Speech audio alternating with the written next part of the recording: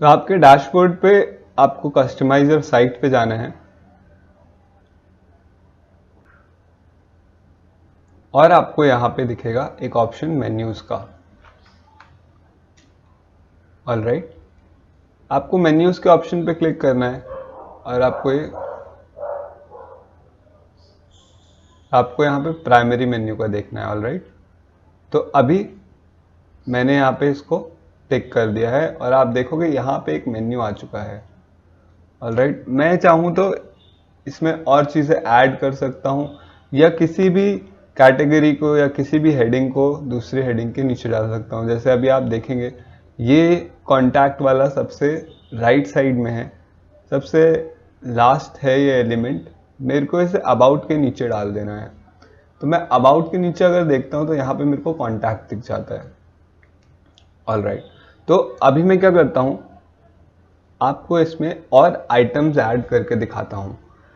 जैसे आपको अगर कोई खास पेज या फिर कोई खास कैटेगरी या फिर कोई भी आपकी वेबसाइट या ब्लॉग का कोई भी पार्ट या फिर पेज आपको अगर अपने मेन मेन्यू पे दिखाना है, प्राइमरी मेन्यू पे दिखाना है, तो आप इस तरीके से उसको ऐड कर सकते हैं यहाँ पे। अगर तो वो एडेड है, अगर आपकी कैटेगरी यहाँ पे एडेड है, जैसे मैंने एक मॉड्यूल में आपको ये ब्रेन फैक्ट्स का बना के दिखाया था, उसी तरीके से अगर मैं यहाँ पे ब्रेन फैक्ट्स का ऐड करूँ तो आप देखेंगे इसी तरीके से यहाँ ब्रेन फैक्ट्स आ गया है।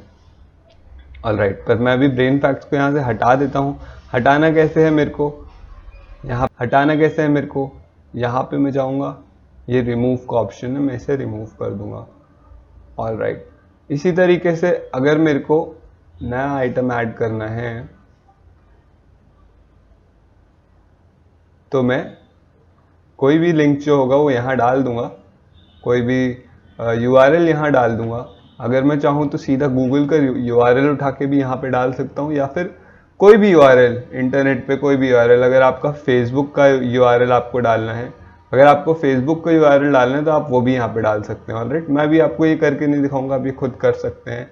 अभी तक मेरे को लगता है आपने जितना सीखा है उतना समझ के आप इतना खुद से भी कर पाएंगे।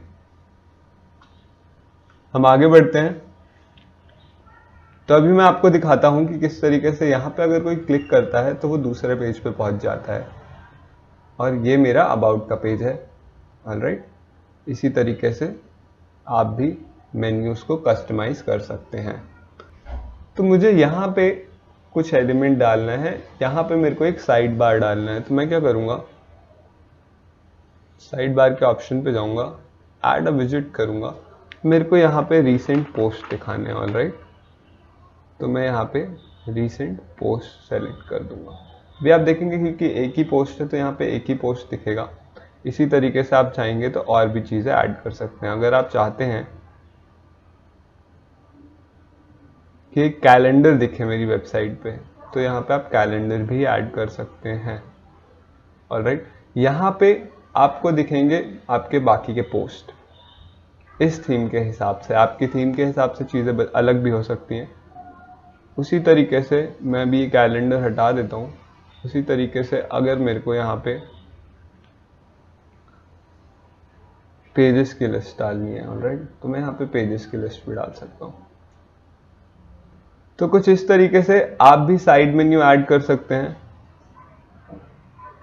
मैं इमेज ऐड कर देता हूँ यहाँ पे, मैं यहाँ पे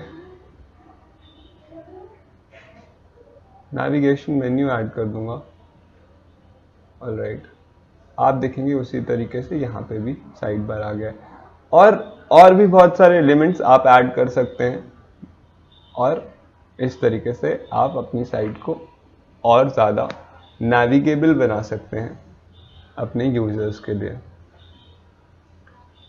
तो ये था साइड बार और साइट नेविगेशन का ऑप्शन, जो कि आप वर्डप्रेस में सेट कर सकते हैं और इस तरीके से अपनी वेबसाइट को फिल कर सकते हैं, नेविगेट करने के लिए इजी बना सकते हैं अपने यूजर्स के लिए, और अपने यूजर्स को अपनी साइट पे बांध के रख सकते हैं, जो कि आपके एसईओ के लिए और आपकी साइट के लिए और आपकी अर्निंग के लिए, तीनों के लिए अच्छा होगा। मैं इसे पब्लिश कर दूंगा और ये पब्लिश हो गया। अभी अगर मैं इसे नए टैब में खोलता हूं तो आप देखेंगे कि ये कुछ इस तरीके से दिख रहा है।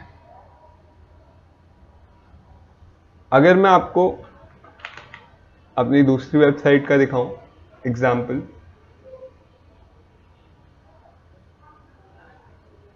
तो आप देखेंगे कुछ इस तरीके से। यहाँ पे मैंने अभी एड्स डाले हुए हैं साइड बार में, तो आप कुछ इस तरीके से भी एड्स भी डाल सकते हैं और साइड बार के और एलिमेंट्स डाल सकते हैं। कोई अगर मैं आपको पोस्ट खोल के दिखाऊं तो आप देखेंगे यहाँ पे रीसेंट पोस्ट आ रहे हैं, यहाँ पे हमारी साइट के बारे में कुछ मैंने लिखा है, यहाँ पे सारे एड्स आ रहे हैं, ऑलराइट, और नीचे भी पोस्ट आ रहे हैं। तो इसी तरीके से आप भी अपनी साइट को नेविगेबल बना सकते हैं और थोड़ा सा और वेबसाइट को प्रोफेशनल लुक दे सकते हैं।